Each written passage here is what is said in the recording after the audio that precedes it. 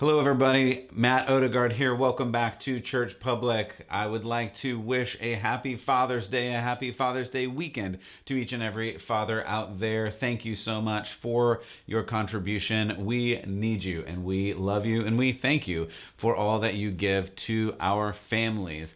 And this is a great thing to celebrate for all that fathers do. However, unfortunately, there are those in our current culture who do not feel the same way. We're going to take a quick look at that today. Welcome to Church Public. Let's get started.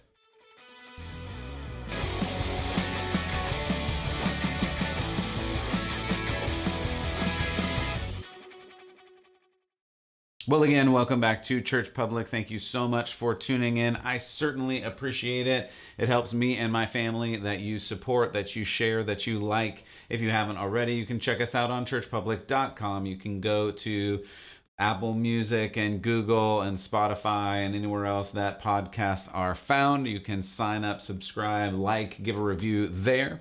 You can also watch this video if you are listening online. You can watch this video at YouTube or at churchpublic.com. If you go to YouTube, just search Church Public as one word. You can also check us out on all of the socials. Just search Church Public there. Again, thank you for your help in growing this. I want people to understand the connection between faith and culture, because in this particular day and age, it is so important to understand what the culture is doing so that as believers, we can not just know the truth, but we can practice it. We can step into this world and help and do something about it. I have long believed and said more than once that I believe the family is really that crucial building block. It is that center point for all of society, really, because the family is where the values and the morals and really faith is built and grown, and the father plays a large role in that. You can read that in many scriptures throughout the Bible. God has set up our world and our relationships based on a certain structure. And that's just true. And it's been the reality of really life for almost all of human history. Our current culture does not agree with that. We've looked at many examples over the past few sessions. You can go back and watch or listen to any of those of where this culture is attacking the family structure, and fathers is another one of those areas. I just want to start with a couple of scriptures as we get into this, where we learn about God's plan for the father, God's order for our reality.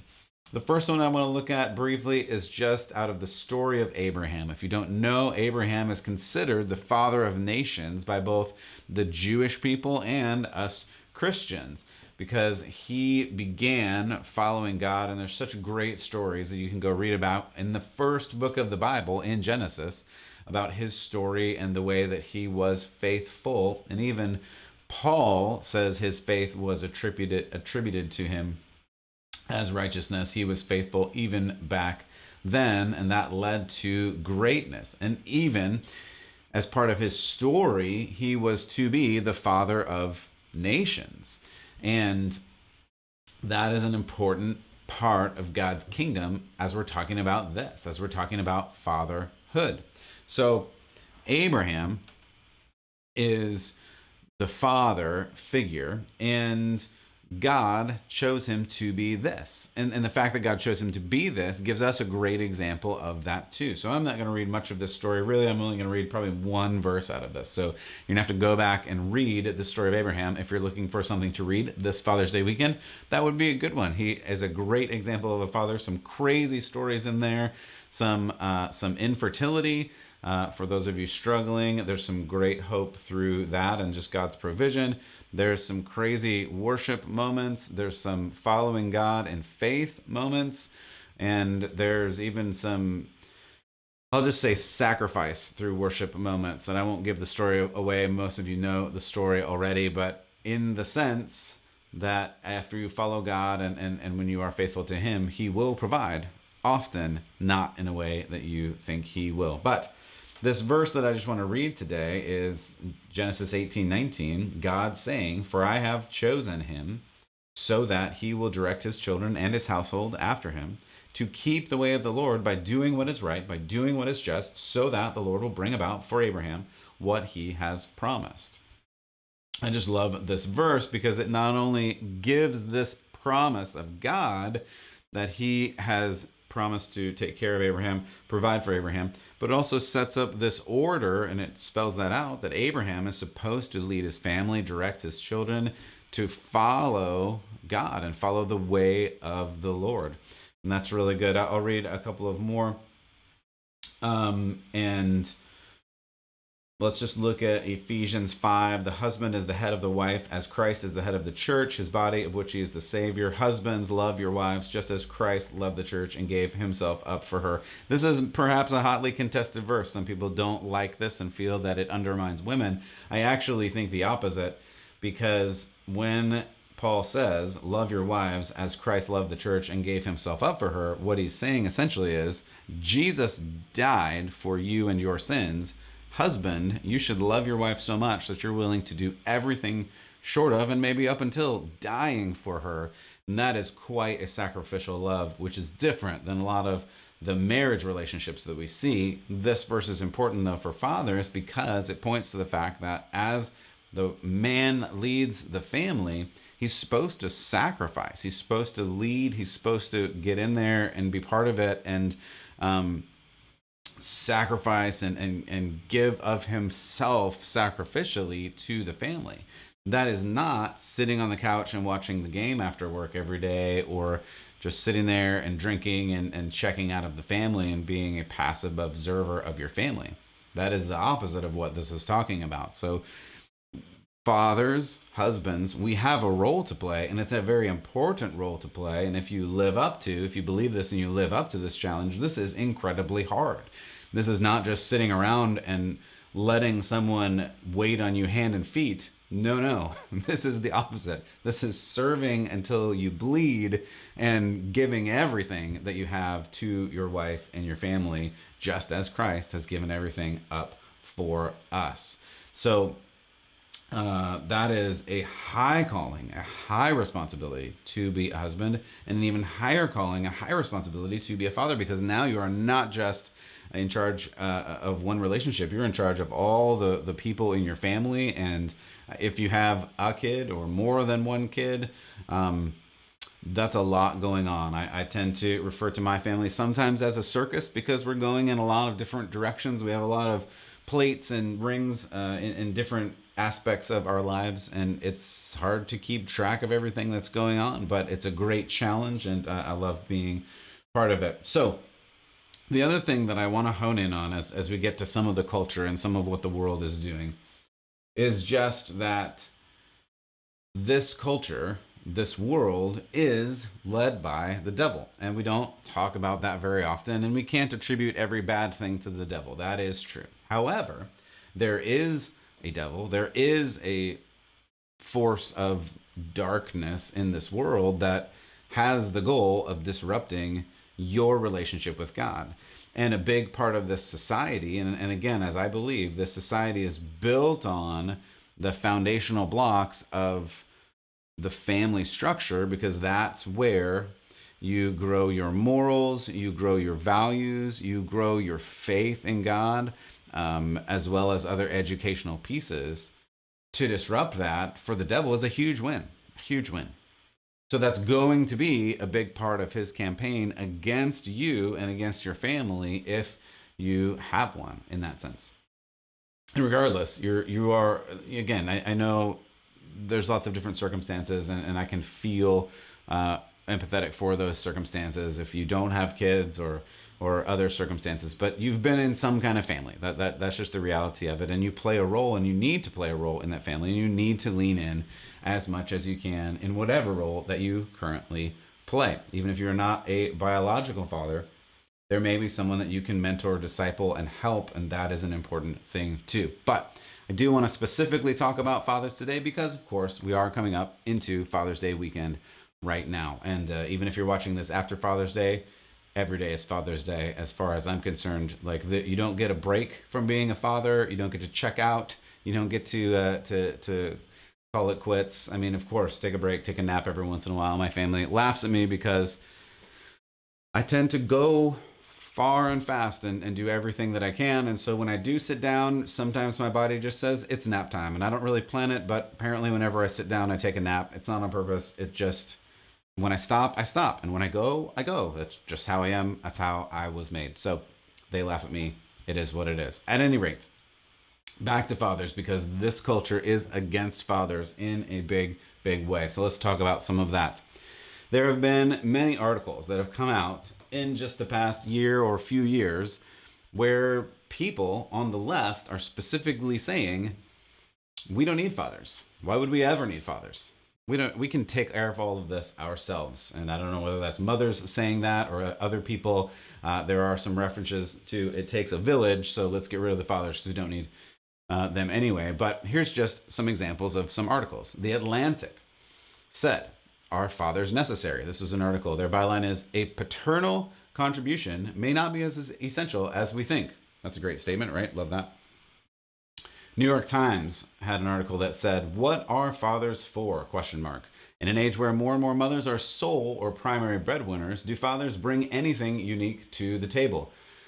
Oh, that cuts to my heart. Cuts to my heart, New York Times. I'm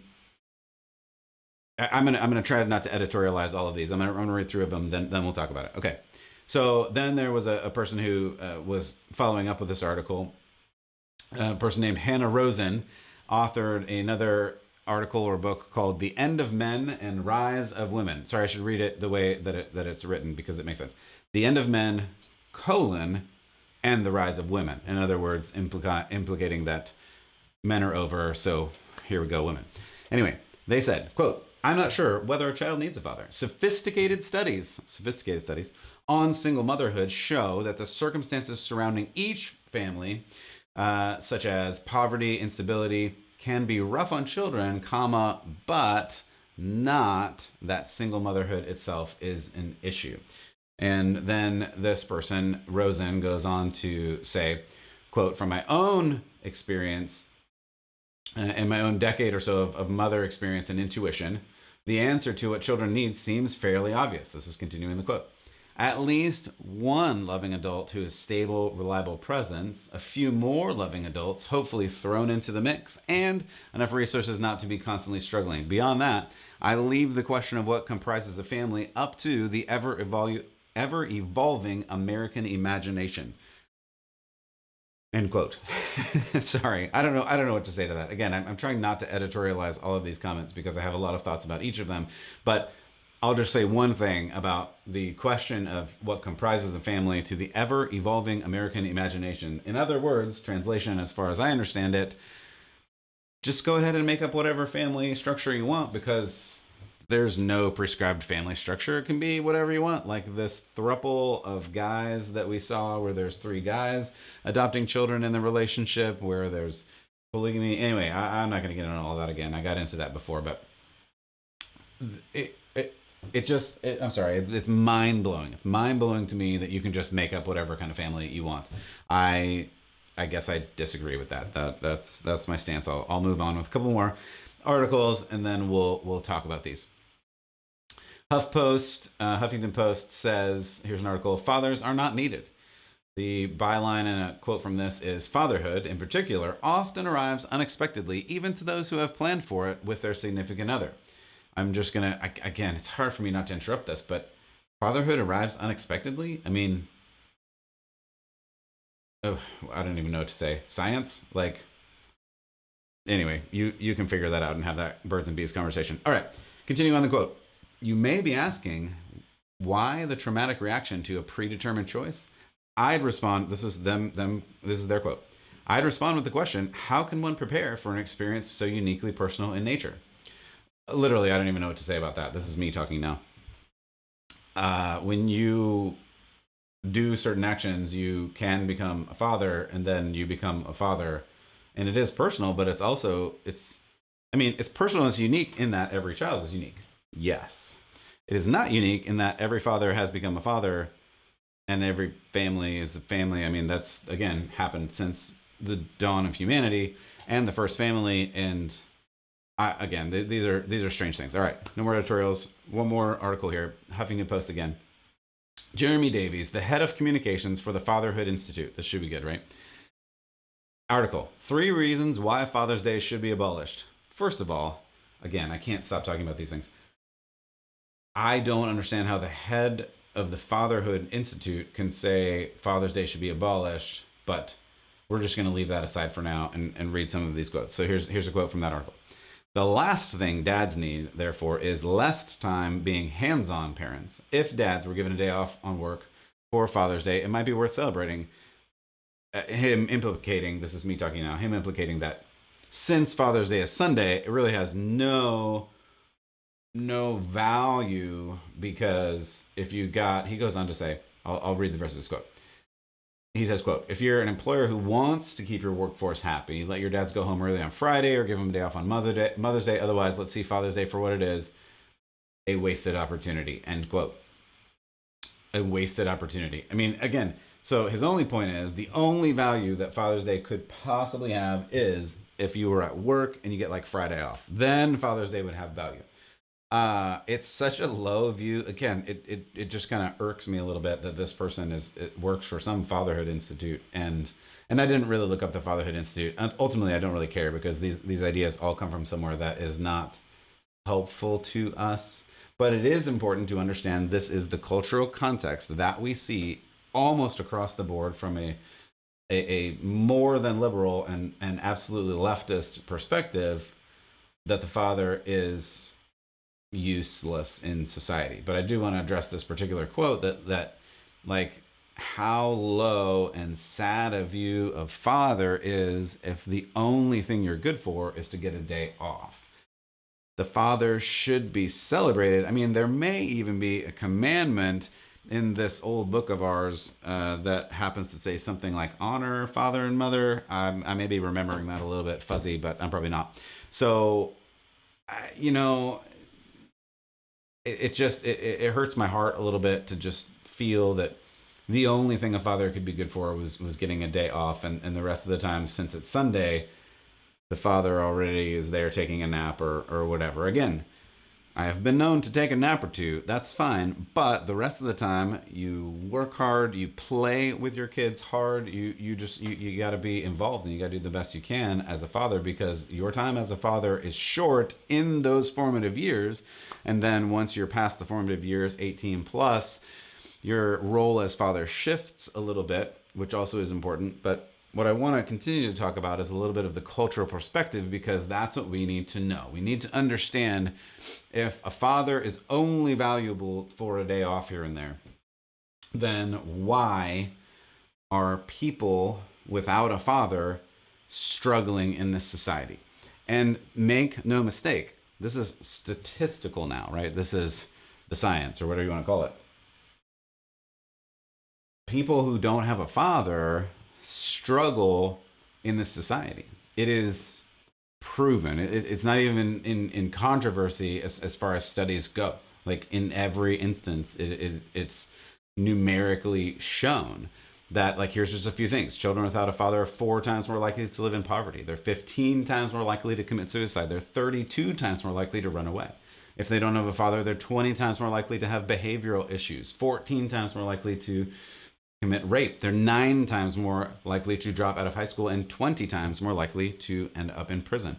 That's not a study with any racial guidelines. These are just period, like people without fathers. Fathers are necessary, and we need to act like they're necessary. We need to structure our society in better ways so that we appreciate fathers, not just for a day. Again, Father's Day is great, and again, I honor Father's Day out there. I honor fathers on Father's Day out there. But the father is so much more than a day, and it's such a crucial part of this family unit. That is then a crucial part of the society. Without the father, without the family, our society begins to break down, and we are seeing that in real time. I showed you some of the cartoons the other day, and you can see what life begins to look like when you don't have the good influence of a father. And each child needs a father in a little bit of a different way. Sons need a father. If you have boys, you know that boys are, for the most part, wild animals. That is just the truth. I have 3 boys, just speaking anecdotally.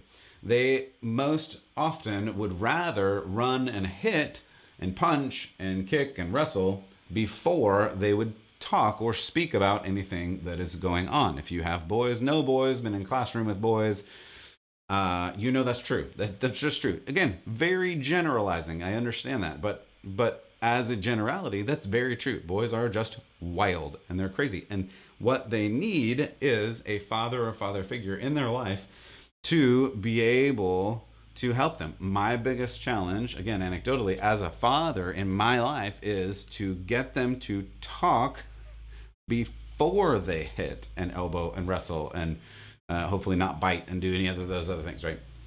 That's my challenge. They have the wild. What I need to help them with is the civil.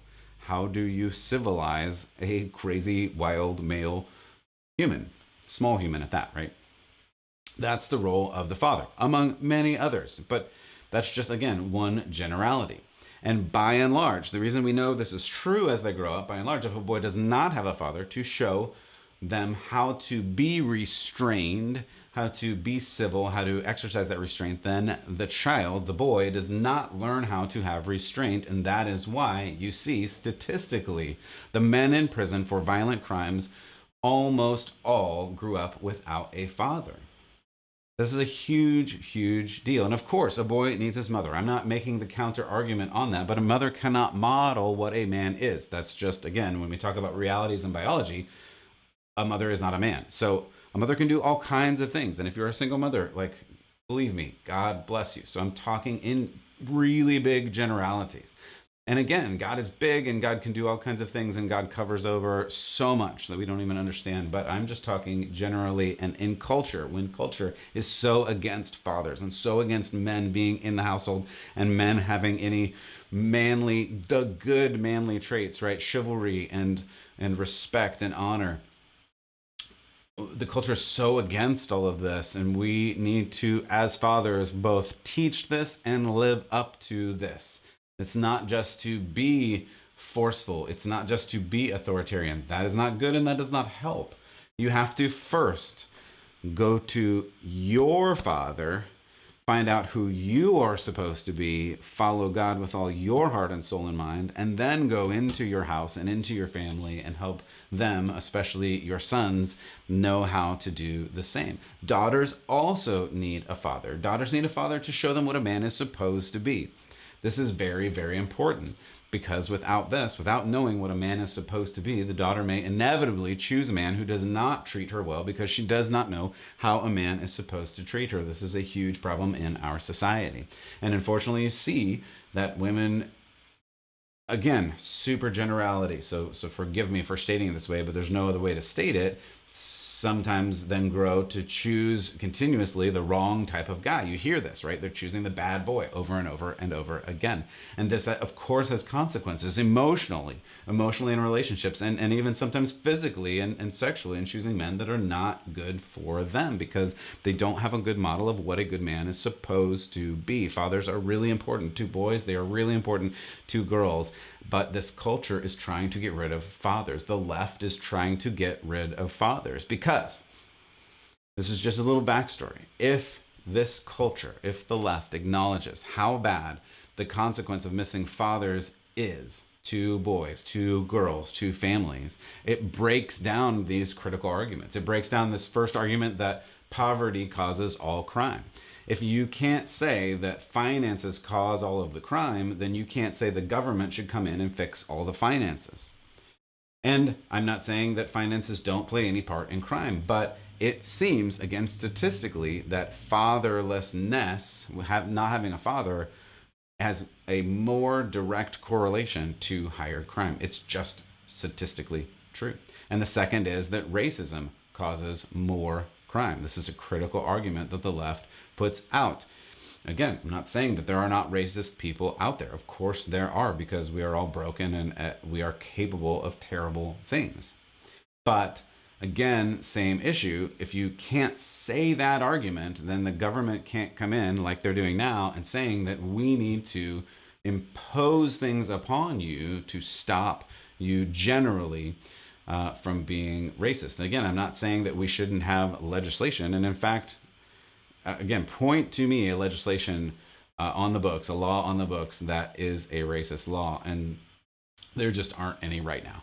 So to point to that as a cause of crime generally is a difficult argument, but that has to be their argument. And really, again, statistically, fatherlessness causes much more crime than any of those two things. The left has this goal of destroying the family, and we've discussed that in many ways here on Church Public. The family represents the nucleus of society. The family is and has always been the building block of society biologically, ideologically, theologically, philosophically, educationally. You have the responsibility and opportunity as a parent to impart values and character and morals and, of course, faith through your family. The left cannot stand this because they want to be the ones that give all of that to society. The left wants to be the giver of all things good. They want to give you the ideology, how you're supposed to think. They want to give you the theology, whether there is a God or not, or what that means for you. They want to give you philosophy, how you're supposed to live your life and how you're supposed to act in certain situations. And of course, they want to get rid of the faith because the faith stands in direct opposition to a lot of their values. And those two things cannot exist together. But you, the family, and I will say today, specifically the father, you stand in the way of their goals. The father is singled out because the father is placed as the head of the household by God, and we read about that earlier today. This is not me talking. This is not the way I decided to make it. You can be mad at me for this if you want, but this is the way that God decided to make it. I trust that God has the best way because I trust that God knows more than I do. I think God knows more than you do. So this society knows, and beyond and behind the society, the one that is pulling all of these strings, the devil clearly knows that the father is placed as the head of the household by God, and the devil is out to get the father. Again, just going back to Genesis 3, I think this is important and just something to always keep in mind in this conversation and every conversation. Genesis 3, the serpent was more crafty than any other beast of the field that the Lord made. The devil is very crafty, and he is very old, and he is smarter than you or I combined. And he knows what is going to be best, and he knows what's going to be worst for people in this world. So this attack on the Father, we have to, as faithful believers and followers of Jesus, understand that the reason this is so important, the reason it's so important to single out the Father and get rid of the Father, is because the Father makes a huge difference in the family, in the marriage, in the kids. The Father makes an enormous impact, and we see that bore out in statistic after statistic after statistic. It is not even close, that fatherlessness, what it does to this society. And then you don't even have to take my word for it that they're coming after the Father. Many organizations state this outright as their goal. I can even point to one in this last year, the organization BLM Incorporated. Up until this last year on their website, when they removed it because I think it was getting too much press, the website said, quote, "We disrupt the Western prescribed nuclear family structure requirement by supporting each other as extended families and, quote, villages that collectively care for one another, especially our children, to the degree that mothers, parents, and children are comfortable," end quote. That was the direct quote that they had on their website for years and years and years, again, until they took it down because I think they got too much flack for it, because it's saying the quiet part out loud. It's saying the thing, like that underlying philosophy that you're not supposed to tell people you're really going after, but they said it out loud for years and years and years. I mean, this is, again, don't take my word for it. This is all over the internet. Like, this is what was on their website for a long time, and they're not the only group that believes things like this. And did you catch anything in there that was against the Father? First of all, you're removing the, how do they say it? The Western prescribed nuclear family. You're removing the nuclear family structure. Of course, that's mother, father, child. And then you replace that with extended families because it takes a village, right? That's the quote. It takes a village. That doesn't mean removing the Father in its original context, by the way. But it takes a village. Then you remove that, and the Father is out of the picture. And of course, in the directions at the end of this quote are children, mothers, parents, and children. What was missing there? There's somebody missing there. Oh yeah, fathers. Fathers are missing there because fathers cannot be part of this picture because they know that the Father has so much weight and emphasis in the Bible, in God's plan, in God's kingdom, and in the family structure, the father must be removed for the goals of the left to be realized. And that's just their goal. And that behind the left, again, is the devil just pushing for this, because he knows that a weak family is no match for his schemes. At this point, the left, the state, has even offered a reward to not have the father in the home. The state will take care of you. You will get more money as a single mom if there is no father in the home. Again, that's just flat out true. Once the father is around, the mother, the family get less from the state in terms of welfare and healthcare and all kinds of other things. That's just true. This began way back in the 60s with the Great Society governmental programs. And this has been a problem ever since. And it's created an epidemic in fatherlessness across America in many different races. Their ideology says you don't need to marry before you have children. We hear that over and over again. Marriage is not a goal. Even in our current generation, the marriage rate has fallen through the floor. That is their ideology. Again, you don't need to have a husband, but you can have children. Father is not important. The government says we will take care of you as a mother, and you don't need a man. You don't need a father. And the evidence is we will pay you more money from the government if you don't have a man around, if you don't have a father around. And this all goes back to education. And specifically, you could say something like indoctrination. The teaching, if you can call it that, is solely designed to remove the child from the influence of the parents and remove the parents from the children.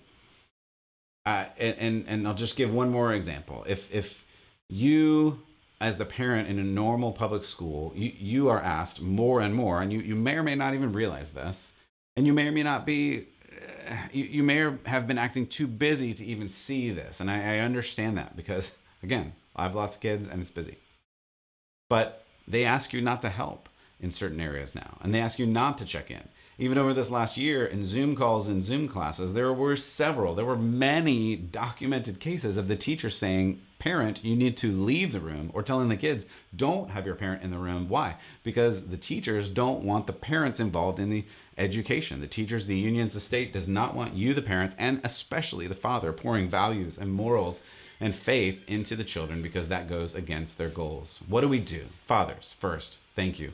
You matter. You are so important. We need you. Step in, step up. First, seek after Jesus, develop your character, and then lead with courage. You can do this. God bless you, and especially fathers, to all of you out there.